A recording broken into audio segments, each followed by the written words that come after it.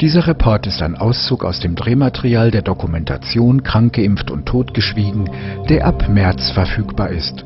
Weitere Info zum Projekt finden Sie unter www.impfentscheid.eu.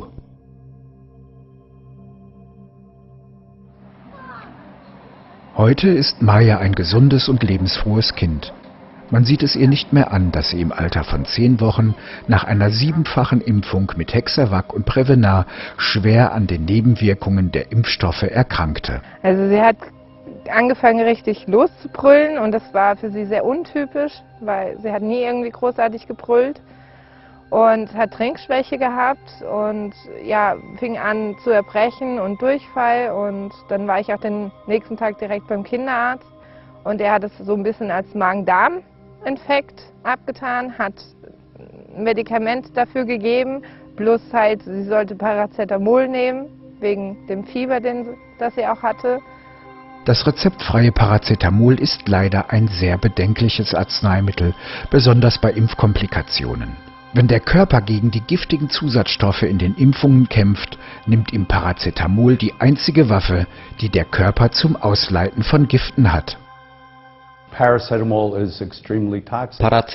ist sehr giftig. Es setzt im Körper NAPQI frei. Das ist ein Molekül, das seinerseits dem Organismus das lebenswichtige Entgiftungsmolekül Glutathion entzieht.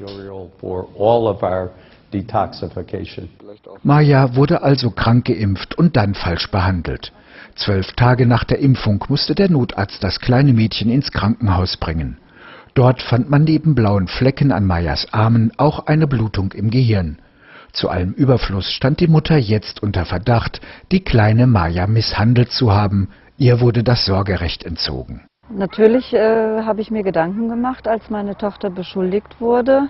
Und Maja war so ein liebes Kind und da sie nur geschrien hat, konnte es eigentlich nur mit der Impfung zusammenhängen.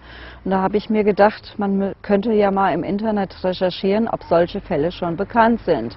Und sieh an, es waren sehr viele Fälle bekannt.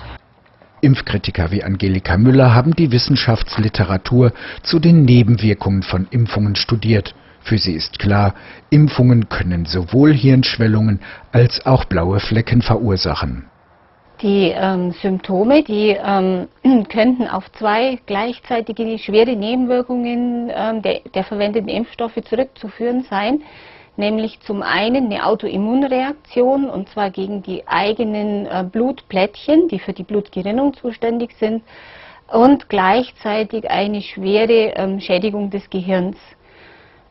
Die Blutgerinnungsstörung, die auch vorübergehend hätte sein können, löst dann diese schweren Hämatome aus, diese blauen Flecken, die bei Leon gefunden wurden, und gleichzeitig durch diese massive Anschwellung des Gehirns entstehen dann Blutungen im Gehirn und im Augenhintergrund. Das ist Verzweiflung pur.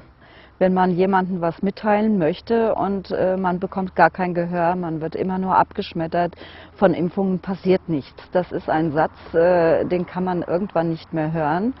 Das Sorgerecht für Maja wiederzubekommen war für Kirsten nicht einfach.